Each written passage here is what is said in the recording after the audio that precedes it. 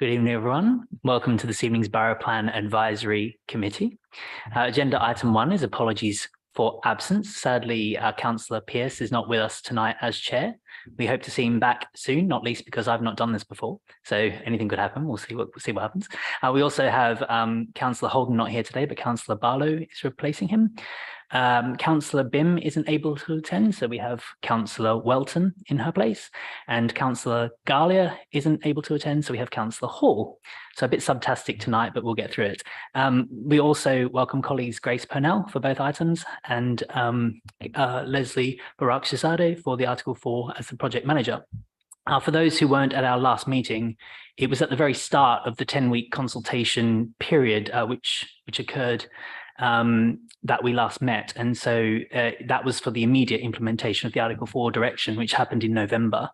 That's for people that are households between 3 and 6 people. You already needed planning permission for places that were 7 and above. So that is specifically what we're looking at tonight. This affected 7 wards, which were Figs Marsh, Graveney, Longthornton, Pollard's Hill, Colliers Wood, Cricket Green and Lavender Fields. Before we kick off, we have agenda item 2. Is there any declarations of pecuniary interest? Nothing from the floor?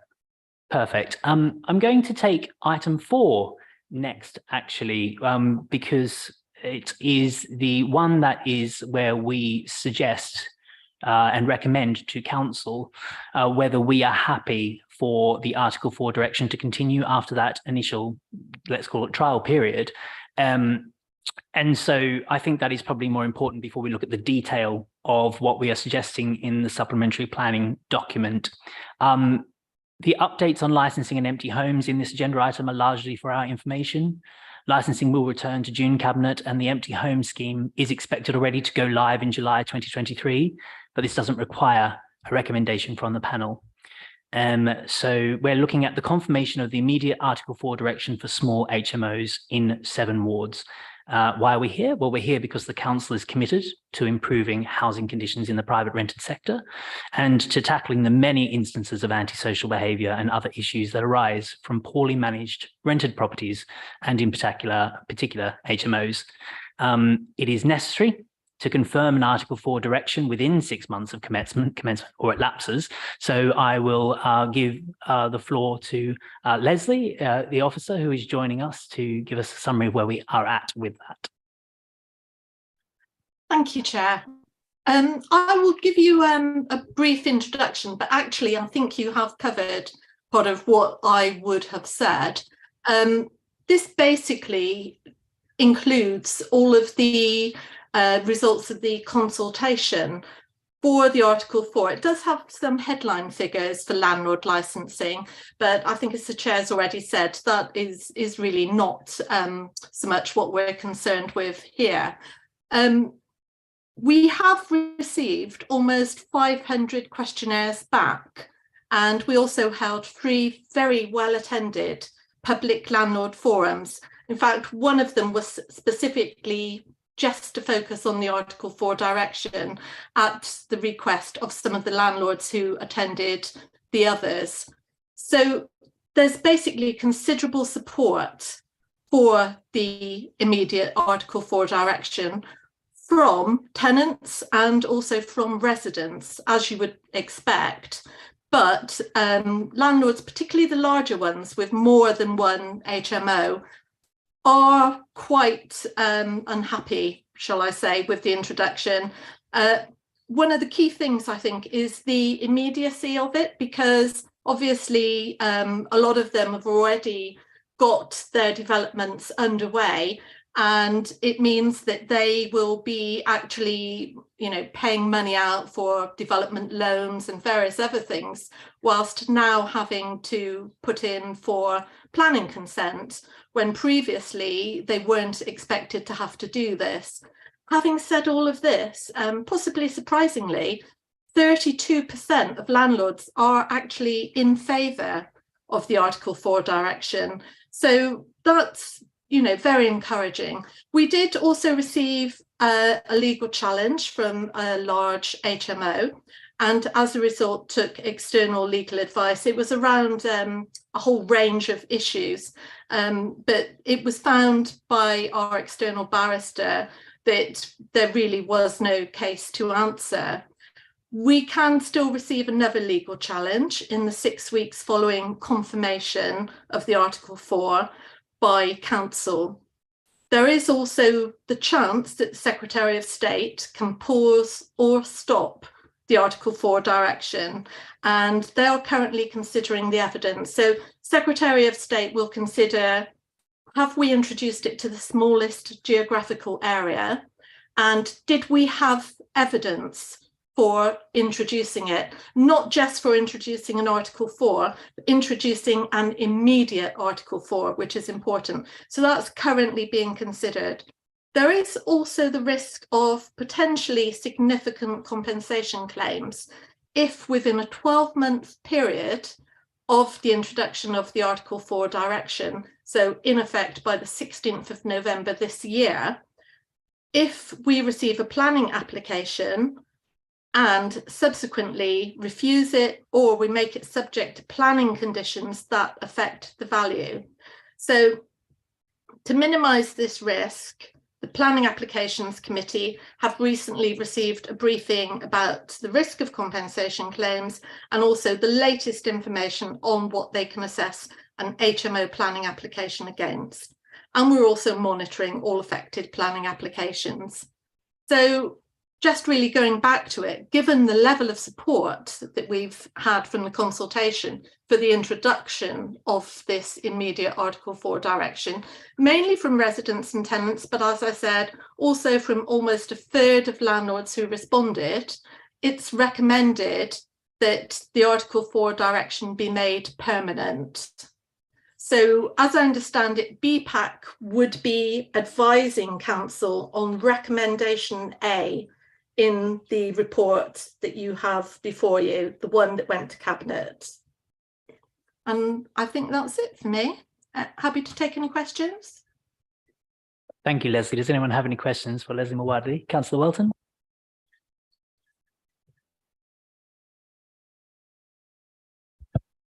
Got it.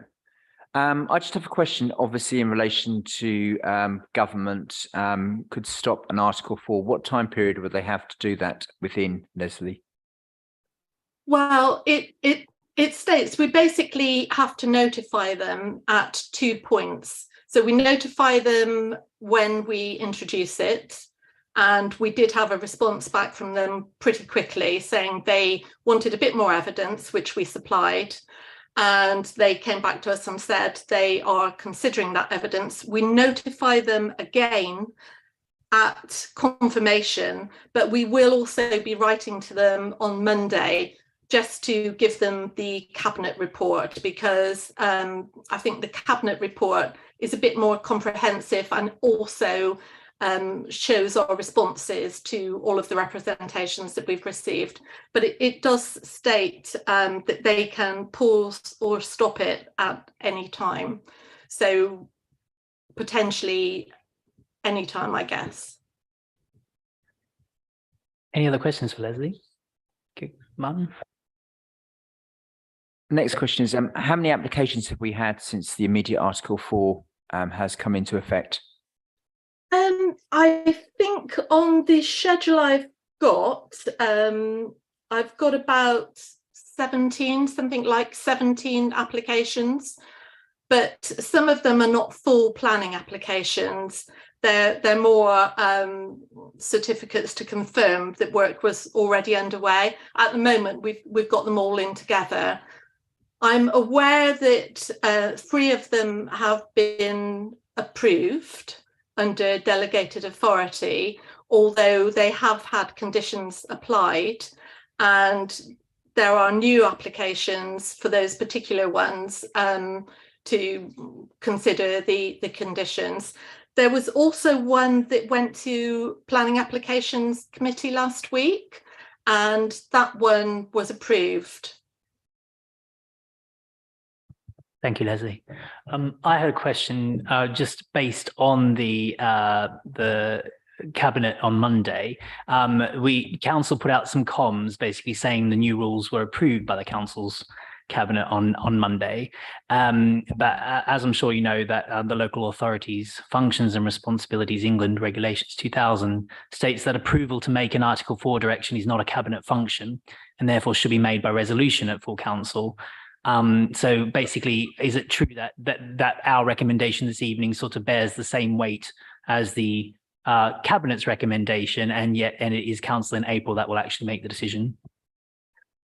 I must admit, I don't know to what extent BPAC, what weight BPAC's advice carries in comparison to the weight, for instance, of Cabinet. Amy might be able to advise on that, but certainly Cabinet were not able to resolve to make the Article 4 direction permanent. That is the requirement for Council, as you said.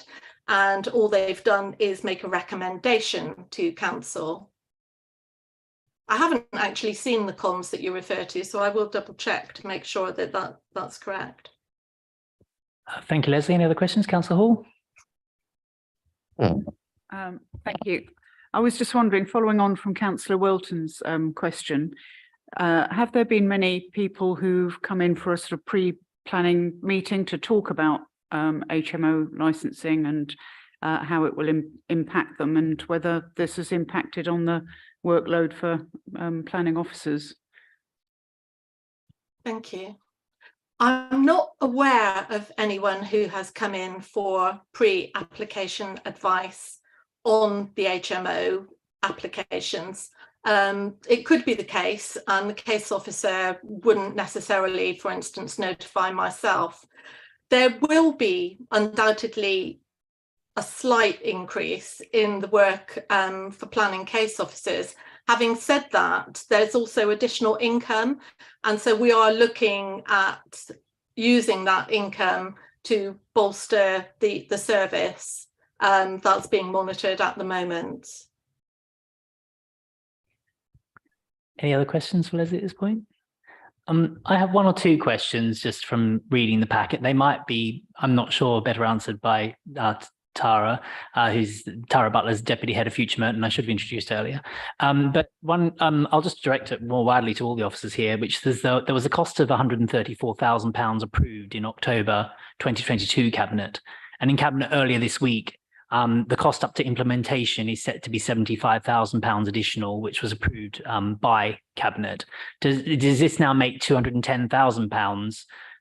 Because at 1.13 in our packs, it suggests £105,000. It's just good to clarify the costs if that forms part of our recommendation. I think that would be a question more for myself than Tara. I think it's actually slightly more than that. I do apologise, I don't have the figures to hand, but they're basically sort of project manager, staffing and consultation costs all rolled up. I believe we've gone through to Cabinet 3 times for funding on this. Approximately £30,000 of the costs were for the consultation exercise, slightly more than that. And then we've sort of costed other project management staff, planning policy staff and housing staff to assist not just with the introduction of the Article 4 direction, but with the landlord licensing as well. So it's basically the costs taking us up to the point of introduction of landlord licensing, which is proposed subject to discussion on the consultation results. It's proposed to be sometime in September. I think off the top of my head, we also included about £5,000 for legal fees within those figures. Thank you, Leslie. And I know that legal risk isn't really part of our concerns now because we're just looking at recommendation A, as you said. But so more widely, with the Secretary of State's involvement, do we now have evidence that lavender fields, for example, should continue to be included and that the size of the area is currently acceptable? I think, oh, gosh. Sorry, I was just thrown out then temporarily. I could comment on that, but I think Tara might be better placed if Tara's there. Thanks, Leslie. Yes, if the question, Chair, was that should lavender fields be included? Yes, and just more generally whether we feel, because I think my question at the last committee in November was, for example, Lavender Fields is further down the league chart than Wimbledon Town Dundonald, but it was chosen for proximity. But for instance, Wandle is right next to Collier's Wood, but wasn't chosen. So therefore, do we now feel confident after several months of operation that we've chosen the right wards? Yes, we do. I think it's the combined efforts, not only of the evidence that we presented to you at the last committee, but also of the consultation results and of the feedback that we've got in general. And people have questioned that. They haven't questioned why certain places were included and why certain places weren't. But we're confident now, having pulled all this together, as Leslie says, and having conducted a 10-week consultation rather than 6, and having held meetings in this chamber, meetings online, meetings specifically for landlords, meetings for general residents. Yes, we're confident that we have the right wards. There is scope, obviously, in the future, should circumstances change, for the council to reconsider other wards based on other evidence, but we are confident these are the right wards. Thank you, Tara. Did anyone have any questions on the consultation? No, so I had a quick one, which was I read that some callers had called up saying that they never would have bothered improving the property if they'd known that it was going to come in, and that have carried on renting it out in the original condition. And I'm wondering whether that is now a risk that they can just go for the licensing part rather than the planning part if they don't make any physical changes to the property. It depends on whether or not, so suppose someone is already operating as an HMO. What we perhaps should have said at the beginning is that this Article 4 direction is not retrospective. So if they're already operating as an HMO, then they can continue operating, although we would require them to submit some form of evidence, maybe tenancy documentation, for instance. But if they'd purchased the property and it was, I don't know, sort of needing development and a bit run down, and they were wanting to do that, so they were in the process of it, then because it isn't already operating as an HMO, they would still then have to apply for planning consent. And obviously they would have to meet the standards that are set for planning consent, if that makes sense. It does, thank you very much. And one more question from me is, any compensation claims that may be submitted as a result of introducing the immediate Article 4 direction are deemed to be capital expenditure, and no provision at the moment exists in the capital programme for these. So are we confident that that will not be an issue?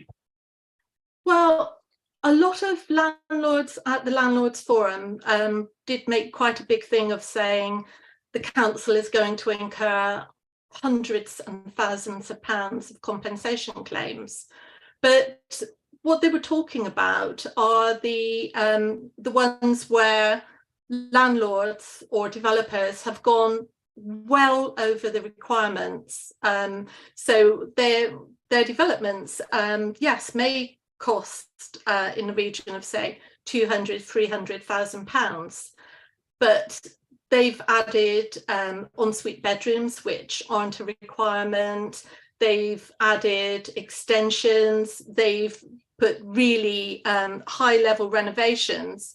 And the simple fact of the matter is, the ones that are likely to be refused are ones where they just haven't spent very much money and they don't meet the requirements, they don't meet the standards. Now, if you've got your extension, you've got your ensuite bedrooms, you've got a high level of conversion, you've basically spent a fortune on doing up your HMO, it's highly unlikely that an application would be refused, because those are the sorts that we want to encourage. We want to encourage ones that meet the standards and certainly exceed the standards. So what reason would there be to not grant them planning consent? So it's unlikely, but of course there is always a risk. Nobody can say with any certainty, but it's a risk that Cabinet decided was worth taking to deal with the many issues that we have. Thank you, Leslie, and I agree. One of the things you mentioned there was obviously one of the items that went to Planning Committee this week, and I think it's important that we do reiterate as a panel that this HMO direction is not at all directed at the good landlords out there who are creating properties, a diverse range of properties in Merton, and so therefore, of course, they would always pass these new suggestions if they needed to. I have one last question, which is on the equality assessment. It said that there was a positive impact and all opportunities to promote equality are being addressed. Said the council is also considering the in combination effects of the Article 4 direction and the proposed new licensing regime, and will keep this under review while new selective and additional licensing proposals are being developed and reported to councillors prior to their introduction. So I'm just wondering if a report on the updates could come back to this committee, please, just to get a sense of whether equalities are affected by the combination of the two processes. Yes, of course. Yeah, absolutely. Thank you. Are there any more questions from the panel from hearing any of that? So basically, we have a recommendation that BPAC advise council on the report in Appendix A, which sets out the 5 recommendations, but 2, 3, 4, and 5 have already been agreed by Cabinet. So really all that we need to agree is that we confirm that the Article 4 direction will continue in the 7 wards beyond the 6 months. Is that agreed? Agreed. Thank you. Perfect. I have a second recommendation, which is that Cabinet or someone in the council review comms with a view to not making announcements before implementation. Even a member of this committee had thought that this had already been passed, and as we've established, it can't be passed just with Cabinet. So it's just something to be aware of, I think, going forward, that maybe sort of press releases wait until full council endorses them if that's the appropriate decision-making body. I don't know if that needs to be done formally or. I can support that recommendation. I can't support that recommendation. I think things are fair in terms of how things have been carried out, and the council does need to do communications as the administration. So I don't endorse that recommendation. That's fine, Councillor Walton, but I mean, we didn't say that the communications weren't fair. We said they weren't accurate. No, I think they are. So we can take it to a vote if we need to. So I'm just wondering if there is any support for a recommendation that council look at communications to ensure that the decisions have been made before they are announced. Does anyone want to second that recommendation? Councillor Hall's happy to second that recommendation. Do we need a vote, Councillor Walton? Great. So are there anyone for? That's 3. I believe I have a deciding vote. Is that right? Thank you. So I am happy for that to pass. Councillor Walton dissents. It is a process that has been followed in all other committees, that if it is an even split, the chair has the deciding vote. Thank you, Councillor Walton. We'll move on to agenda item 3, which is the draft supplementary planning document on houses in multiple occupation. Now, the supplementary planning document provides guidance on planning policies. It cannot be used to introduce new planning policies, so that's important for us to note. This isn't necessarily an opportunity for us to say what we want to change about planning in Merton. And it is important as well to note that planning applications are fully assessed against national and local planning policy and all other material considerations. So we also don't want to put up the impression that if something's not in the SPD, then when it goes to PAC, it's going to be decided for or against based on that.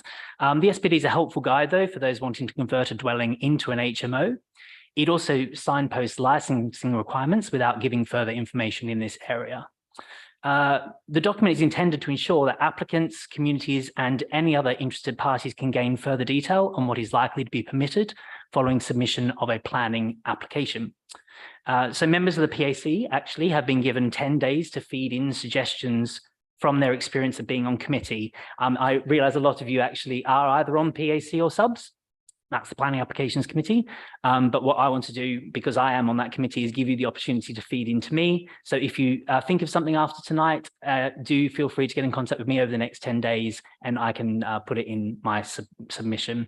That's fine. So the introduction of Article 4 direction will not mean that it's impossible to convert a single family dwelling house into a small HMO. It will, however, mean that the council will be able to manage the impact of such conversions and will be able to ensure that they're of an appropriate standard and that they do not give rise to a harmful impact on amenity or well-being of the area. So what are the appropriate standards? That's a very good time to bring in either Grace or Tara on that. Thank you very much. Thank you, Councillor. I'll start and we'll pass over to my colleague Grace, particularly for questions. Important to note that the guidance here will cover the whole borough. It won't just cover the 7 wards that are affected by the Article 4 direction. And it won't just cover small HMOs. It will cover all types of HMOs. So what it's intended to do is to drive up standards. So to improve the quality of HMOs by advising applicants and decision makers what good looks like. And what you see before you today is a draft of the document. And the intention is, following your feedback, the feedback of Planning Committee, and as you'll see in the document, we have some other issues to refine, that is published for at least 6 weeks of public consultation. It will definitely take place after Easter, and we could come back with a firm date as to when that would be. The next step after consultation would be to take all the representations, amend the document as appropriate, and then come back to this committee and cabinet for its adoption. And after that, it can be used as material consideration in planning decisions. It's designed to help people, basically. So the feedback that you have is really important to help us, to help anyone who is either occupying or trying to propose an HMO to try and bring these standards up. As the chair quite rightly said, this is based on existing policy. We're not introducing new planning policies here. So it's absolutely accurate to say that at the next planning committee, if an HMO came along, planning committee would be able to use the existing policies that are listed here to try and drive up the standards. This is just designed to make it easier. The SPD is divided into a number of chapters, noise, refuse, space standards, etc. I draw attention to a couple of them that I know have been important for councillors, and we've received questions on them. One is the space standards, and it's on page 20 of the appendix of the SPD. Now, in planning, councillors on Planning Applications Committee will be familiar with the space standards for apartments or houses. These space standards are specifically for houses in multiple occupation. And the way we've used them is what we've done is we've liaised with our HMO licensing colleagues that exist at the moment, and we've looked at planning standards and we've picked the largest of the 2 wherever these exist. So in 1 or 2 cases, planning standard is in fact smaller than licensing. And we haven't included that, we've included larger licensing standards. For example, I'm going to try and do this from memory now, it's going to fail. I think it's the single room shared letting with a shared kitchen. Yeah, where the planning standard was for 6 square meter room, and the larger one is 10.22 square meters. So we're using the best possible evidence to try and drive up these standards. The other issues are around bins. That comes up a lot: litter, bins, rubbish, etc. Important to note that in planning terms, we can't control what people do or how they behave. We can just create the environment to encourage that kind of behavior. So I've heard discussions where we've talked about recycling and things like that. And what we can do is provide bin storage, bike storage, encourage people who are developing HMOs to provide space for their tenants and residents to be able to do this as easily as possible, and to also be able to make sure that these things are collected. So you'll see examples of bin storage and bike storage in the document. I think I'll probably stop there, and Chair, I'd be happy to take any questions. Did you have anything to add at this point, Grace? I just wanted to clarify on the single room, the planning standard is the higher one, so it's the London Plan standard, which has been adopted. So the rest are from the licensing document. Perfect. So for my brain, I think it probably makes sense to go through this in order, basically. So the first point in the SPD is about accessibility. Are there any points on accessibility or questions that anyone would like to ask? I had just a very quick one, which was that it says where in 5.2, where an HMO is designed to meet accessibility standards. In that particular point, then things like the ground floor utility areas and lifts and stuff would be enforced. But then I suppose my question is, who decides when an HMO is designed to meet accessibility standards and when it's not?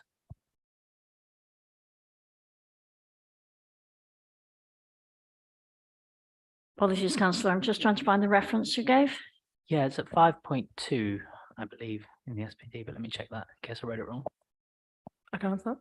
So it's where it's a new build. So the eligibility is for new build HMO. So there's a certain requirement. I can't remember it off the top of my head, but that wouldn't apply to existing dwellings converted into HMOs. That'd be to new build ones. Thank you. So yeah, that's fine. We can move on to vehicle parking, which was the next thing. Did anyone have any questions on vehicle parking? This would probably be another example, I suppose, where we say that we're not bringing in new policies in this committee, but I know from my experience on PAC that a lot of questions around HMOs come from parking permits. And I am aware that when you move from class 3 to class 4, nothing changes in regards to the ability to apply for parking permits.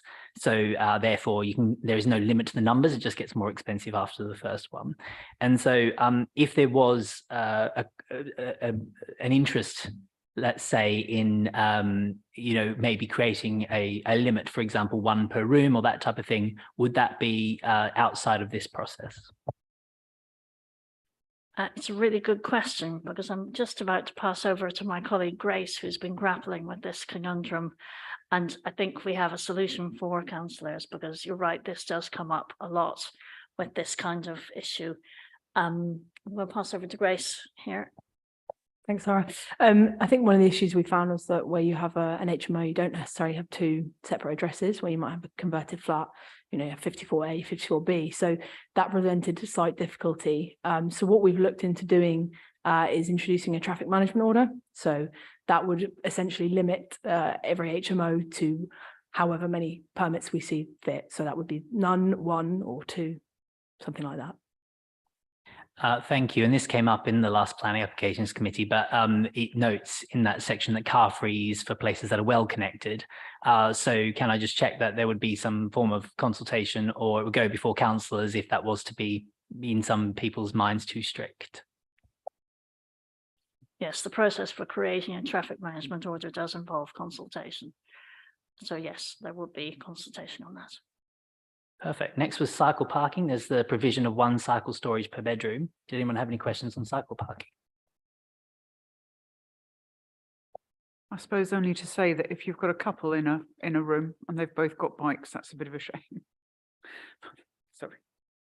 So I suppose the response would be that it can be more. It's a minimum standard. So if it was an HMO that wasn't licensed to one per room, the one at PAC on Thursday was literally the number of people per rooms. But if it was more than that, then that would be able to be pushed for still during the planning process, and it would have that opportunity because of the Article 4 process where it wouldn't have had before. Brilliant. And so after that was internal space standards, which we heard quite a bit about. Did anyone have any questions on that in either kitchens, bathrooms, that type of thing? Councillor Charles. I was just going to say, we're talking about obviously restricting the number of parking spaces they get, and also, you know, more bike hangers, as it were.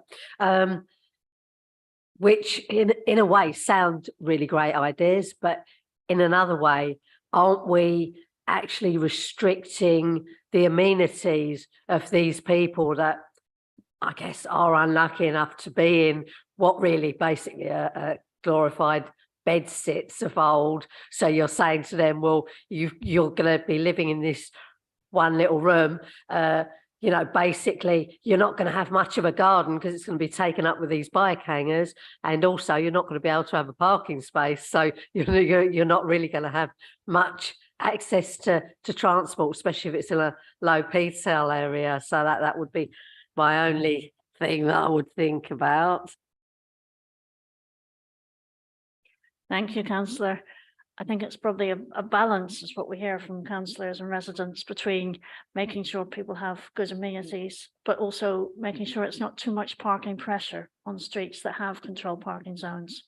As we're aware, if there is a controlled parking zone in place, it's because the residents have sent a petition to the council and said there is parking pressure on our street.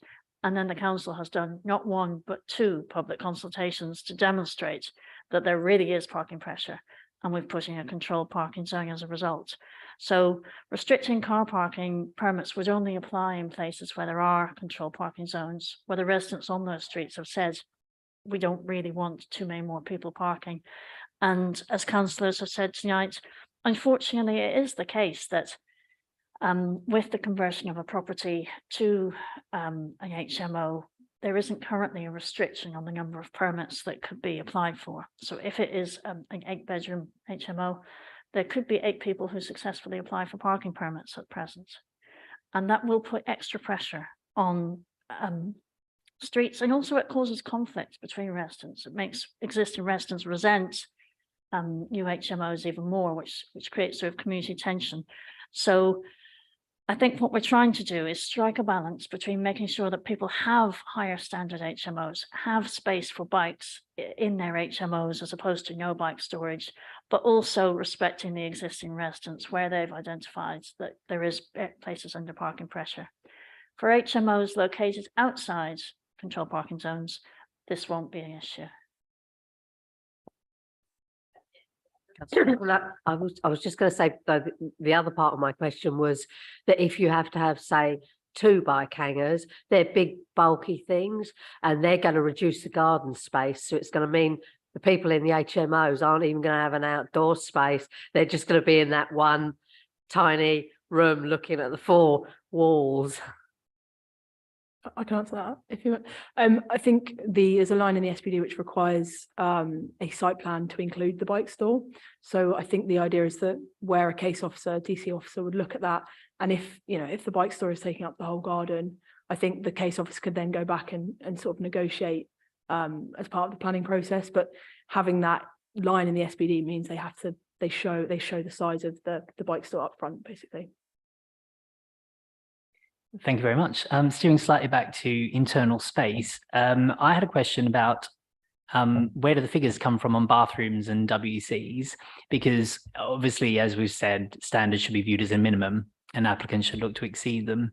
But in 5.2, it says that kitchens can be shared by no more than 5 persons, and then says that 1 to 5 persons, 1 WC, 1 toilet is adequate.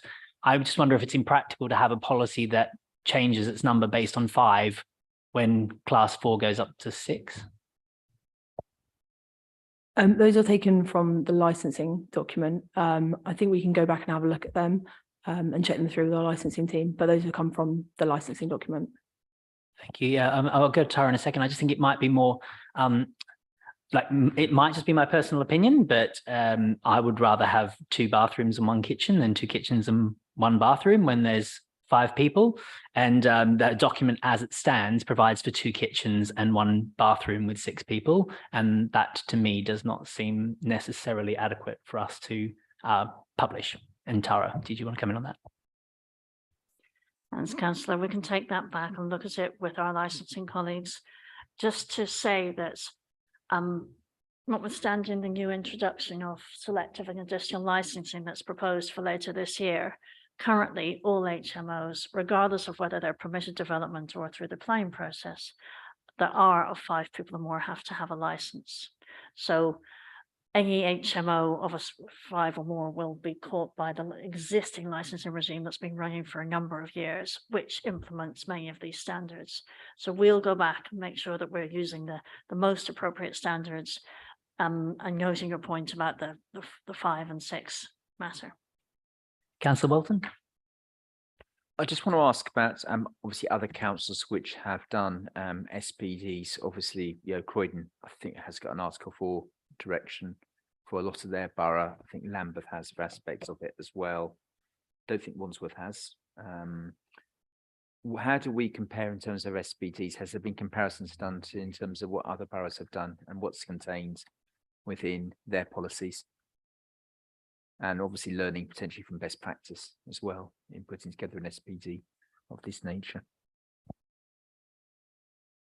Thank you, Councillor. That's a good question. The university towns around the country all have Article 4 directions and licensing in place, because in places like Newcastle and Bath and Bristol, where they're a smaller cities, but much bigger in proportion to student population, they have lots more examples of houses of multiple occupation.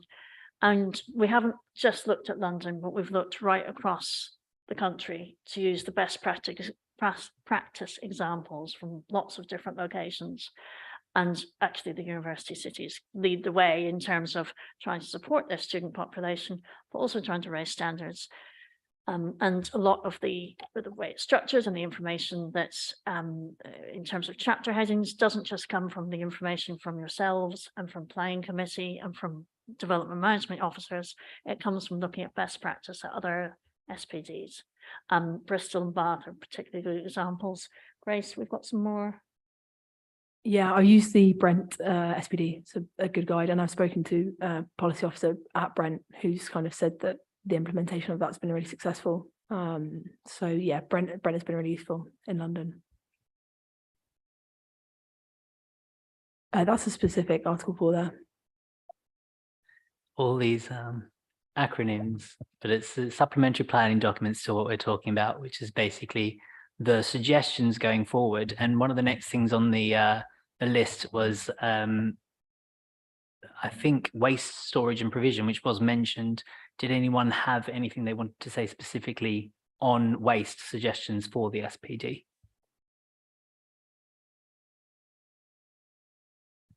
I had a quick question, which was about recycling boxes, because it does say that 2 55-litre mixed recycling caddies per fortnight are suitable. I mean, I fill mine up in like one person, so I'm not sure that 2 55-litre recycling caddies should be the minimum for a 6-person HMO, so that might be worth looking at as well. If nothing else on waste storage and provision, we can move to noise, which is obviously sometimes we're concerned with neighbours when it's HMOs. So did anybody have any questions or comments on the noise part of the SPD? Just obviously in terms of internal insulation within homes, because obviously, homes standards in terms of noise seeping from room to room, or if it is obviously broken up into households, is there anything in relation to that? Because obviously that can be a concern. But I know it's... Thank you, Councillor. The issues of noise are really divided into two. Most of the HMOs that you'll see, those of the councillors on planning committee or in supporting your residents, will be the conversion of an existing home into an HMO. Occasionally we get new build HMOs, and where it's a brand new build, maybe another building's been demolished and someone's building a new building, obviously they'll have to make the latest building regulations for noise and the latest latest building regulations for noise.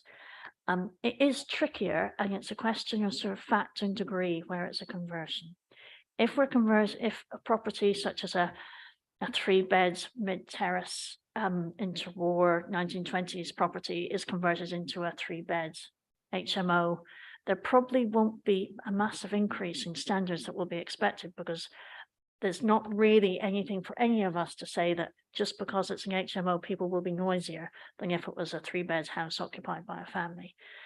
It will get a bit different where there's extensions and other kind of measures which turn what was a 3-bedroom into a 6 or 7-bedroom. And we've been advised by our colleagues in building regulations that at certain points, certain issues start to kick in. So for example, the conversion of the loft into a bedroom will require noise, fire safety standards and other things under building regulations. So it's really, I'm afraid, a bit of a question of balance rather than just a blanket. This is what happens with noise. Grace, do you have anything you want to add there?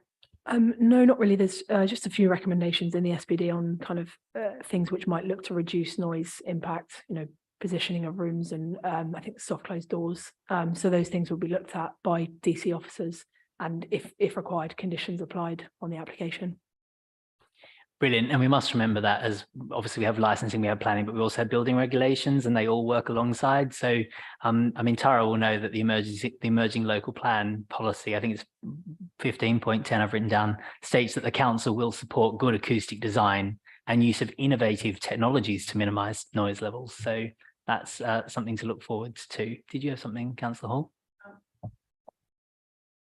Yeah, we sort of skipped over the outside space, and I just wanted to say it's one of my bugbears that when new blocks of flats are built, for example, there's very little outside amenity space, which often means there's nowhere to dry your clothes, and that leads people to use washer dryers or dryers on their own, which, you know, obviously isn't very eco-friendly, or they have wet clothes drying inside, which can lead to condensation. So I suppose I'm just asking the question, is there any way that we can persuade HMOs to, you know, maybe think of putting a washing line in?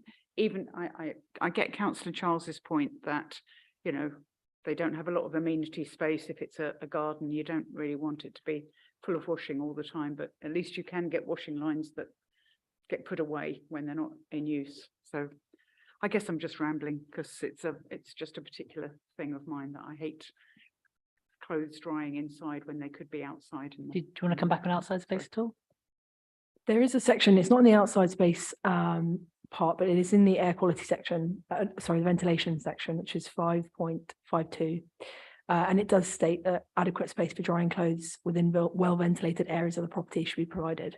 So it's, I suppose it sort of goes away to answering that. Brilliant knowledge. No, perfect. Councillor Barlow? Just following on that same point is, and apologies, can't jump ahead quickly enough to get to what you just mentioned. Is there more of a sort of general, are there more general points around kind of damp condensation, sort of, because I know it's not helped by things like washing, but I know it's a major problem in HMOs generally, and just about kind of responsibilities around landlords for that. And then just on the outside space, but also linked to the external waste and the cycle storage. We had a application last week at PAC that there wasn't any on-site space for cycle parking, but where I think the applicant had agreed to pay for cycle parking elsewhere. Presumably that would only apply, I don't know if that's just he was a very generous applicant looking to sort of boost his chances, or that's a kind of, there's some level of kind of standard around that. I know we can't have a situation where every HMO landlord starts putting cycle storage in various places. With the external waste point, presumably if there is no outside space to put external waste, then it's very unlikely a HMO applicant would get anywhere with that application because they wouldn't have the sufficient space to put somewhere on. I'm just thinking that there are plenty of properties that have next to no outside space, and reading what's in the section 5.31 onwards, it seems it's kind of a non-starter if there isn't any space outside of property for waste, that the application just wouldn't get anywhere. Or I'm misreading that? If I can take the question on waste and pass the question on ventilation to Grace, I'll dip in and deal with the waste question first. Pressures on waste and perception or reality that HMOs generate more waste and are messier. One of the reasons that people object to them, there's definitely a fear that comes through from people when they write in and start when a new HMO is proposed. If there was an existing property that had absolutely no space. It would be unusual to have no space at all to provide waste if the property was already being a home.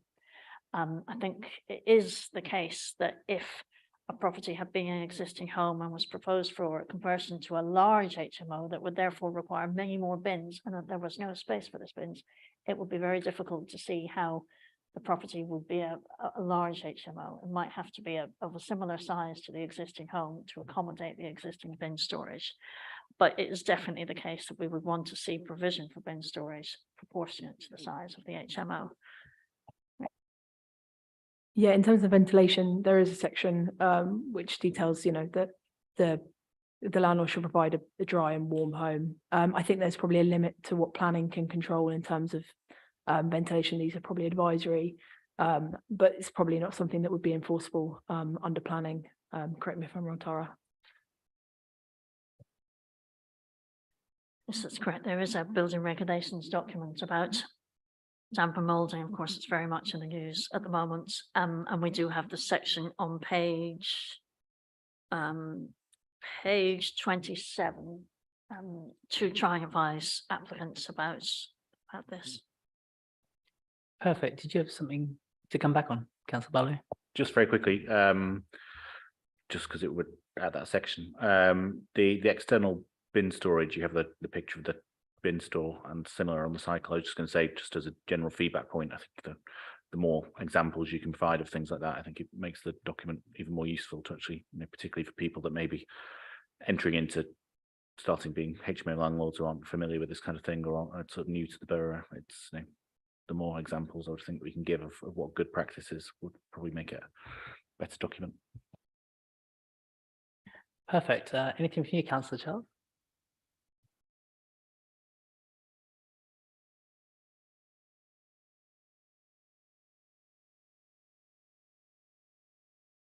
Something.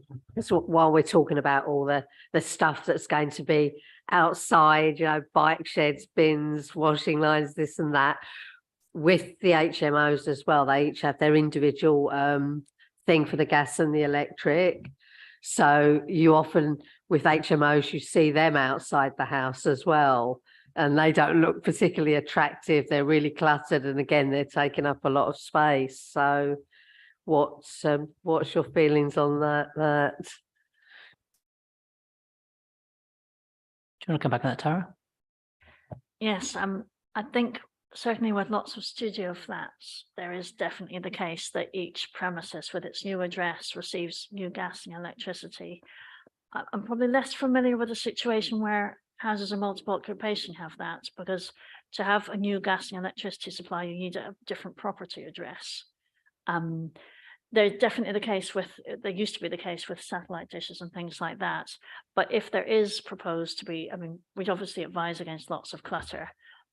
But in our experience, I think most HMOs have a single point for gas and electricity coming into the property. Right, but it is the case that studio flats or small blocks of flats will have the clutter you describe. Thank you very much. One point we haven't touched on is air quality, which is on the list as well. The 5.48 says London Plan Policy S1 requires all minor development to be at least air quality neutral and avoid habitable rooms fronting main roads where possible. So that's in the document. Did anyone have anything else to add on air quality? No questions on that. Anything on housing mix, which I know is often important. There was a part of the document about the sandwich test, where basically we wouldn't presume to accept an HMO being between two. We wouldn't want a house to be remaining between two HMOs. And is there anyone want to come back on any of those elements of the SPD?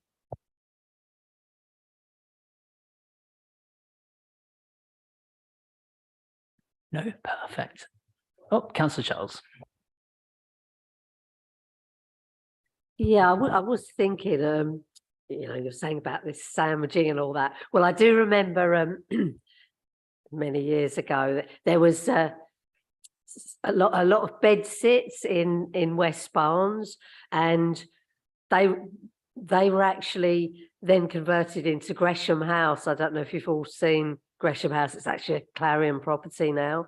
But I mean, that is really lovely. That's a fantastic place and it is absolutely lovely. So I think in those cases, if there were a lot of HMOs built together, but they could be turned into, and obviously Gresham House is for the over 50s, and they could then be repurposed to something else, that might be a better solution than just having a number of HMOs with a lot of lonely people trapped inside a tiny room looking at four walls.